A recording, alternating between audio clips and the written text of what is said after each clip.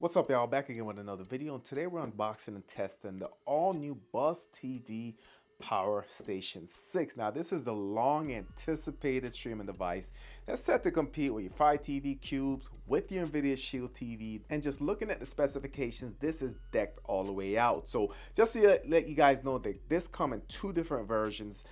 There is a 16 gigs and an 8 gig version. Today we're looking at the 8 gig, but the only difference between the two as far as my research is that this one's going to come with 8 gigs and the other comes with 16. Everything else is the same. Let's run through some of the specifications. So this is going to have Android 13. Notice I said Android 13, not Android TV. This also is going to come with a rockchip 3588 dual chip core, A76, A55, 64-bit processor, Mali G10 MP4 GPU, 8 gigs or 16 gigs. Like I said, this is the 8 gig version. Internal storage is going to have 128 gigs. However, this also has an M.2 slot where you can go ahead and add more storage, and we'll be doing that today as well. Ethernet is going to have gigabit Ethernet, 6th generation wireless, 8x2T2R dual band Wi-Fi. We'll test it out as well. As far as the user interface, we're going to have one USB 2.0 port, one USB 3.0, one USB-C that delivers 10 watt power. So this 10 watt is there because if you wanted to add a hard drive that requires power, that option is there. Additionally, this is going to have a micro SD card reader. Compatibility is going to be FAT16, FAT32, NTFS. Output resolution up to 8K 60 frames per second. Audio, we're going to have one digital audio output. Remote control, we're going to have two remotes on this one, which I'm excited. So we're going to have the BT500 voice remote, and we're going to have the secondary one, which I'll show you guys here in a little bit. So first of all, the presentation here is really nice. I think they did a great job with the box. On this side, it's going to show the ports. So it's going to show Ethernet, HDMI, TF card reader. Shows the side profile right there. Shows the front here with the power button. USB-C, two USB ports, and it shows the other side. So basically, it's just the device itself on the outside of the box. Like I said, I think they did a great job as far as presentation. All right, let's go ahead and we'll get it out here. All right, again, trend continues with the presentation. Do have the box right here. We're going to go ahead and leave it till the end. So it looks like we have the thank you card, registration, warranty information, also have a 10% discount code there. Have some QR codes on the back, chat with a specialist, find your user manuals, tips and tricks. So a lot of useful information on this card. So another card here, two QR codes. One's going to be for the remote, the other one is going to be customer service. We have some plugs for your ports. So in the case that you don't want to use, let's say a USB port, HDMI port, you can always plug it up just to keep debris and dust from getting in there. HDMI cord. Do have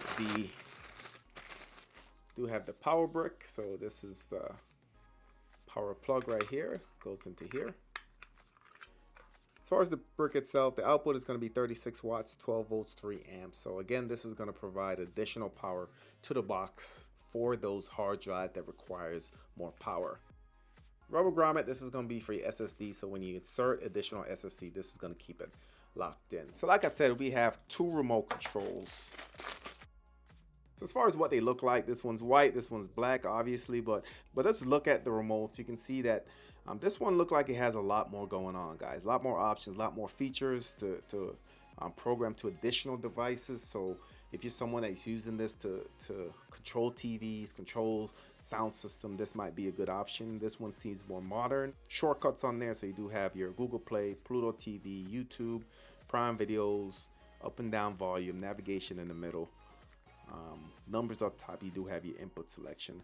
While this one does have a lot more shortcuts, as you can see there, it has the menu, guide button, set-top box settings. So this one, again, is geared more for your IPTV, and this one geared more for the device itself.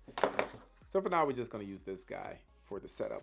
So again, two versions of this. There is a 16 gig version. The 16 gigs has more of the green accent. It's a better looking device in my opinion.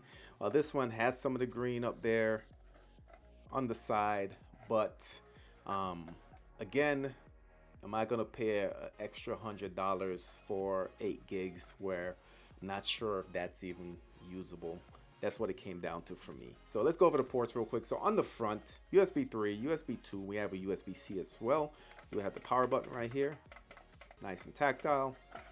Nothing on each side. On the back, we're going to have our power. We have our micro SD card reader, our optical, HDMI out, as well as our gigabit Ethernet. Buzz TV right there, and this is the actual door for the SSD. Pull that out. You just get your finger in there, pull that out, and you can see we do have that stop that I spoke about a little bit earlier, but one's already in there.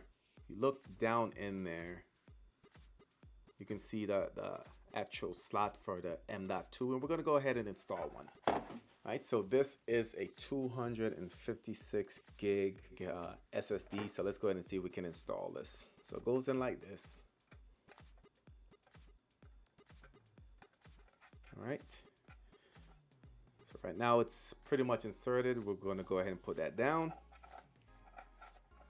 And this is all rubber, guys, so you just kind of pull that to the side.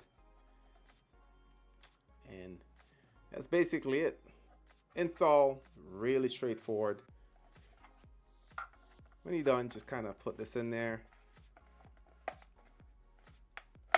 push it back down, and you're all set.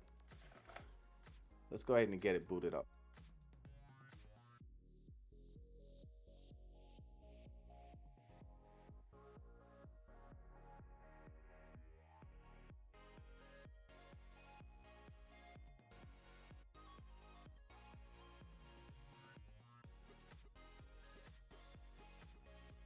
Looks like, at least for me, this Buzz TV is a dud. First time I booted it up, it did have a this turned red and then green, and I thought it was doing what it's supposed to, and now I'm not getting anything. It had the Buzz logo initially, and then it just stopped. So I've tried all the basic things. I've tried different HDMI cables. I tried powering the system on and off, doing a long press, and I'll do one for you here. So long press, you can see that turned the green LED off at least. And let's power it back on. You can see green comes on. Go make sure the monitor is on. But nothing displays, guys.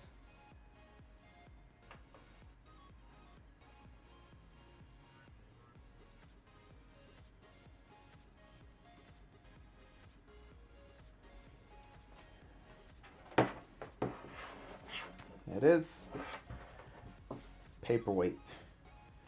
So just to show you guys that the input in the monitor is working, let me connect this to my this is TiVo Stream 4K. Just go ahead and plug this in, one of the inputs.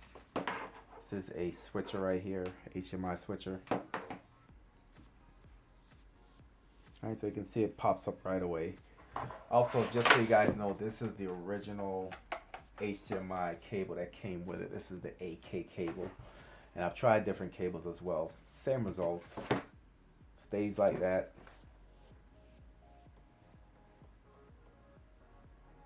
Nothing happening. Gonna send it back to Buzz, but I don't even think I'm gonna want to get another one at this point. Just having this experience, I'm not going to have any faith in this device. Just the first impression. Alright, so got it connected to a switcher currently. So TiVo Stream 4K is going to be on one and the Buzz on the other one. When I switch it to the Buzz, nothing happens again. Switch it back to TiVo.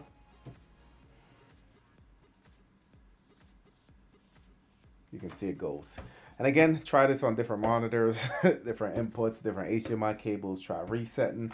There's nothing in the device right now. If you look, the SSD slot is empty. Nothing else is connected to it, guys. So no reason why this shouldn't work. But again, just a bad experience from the jump. So returning this, forgetting about this, not thinking again about it. And I'm going to go ahead and hopefully have a better experience with the new Google 4K streamer.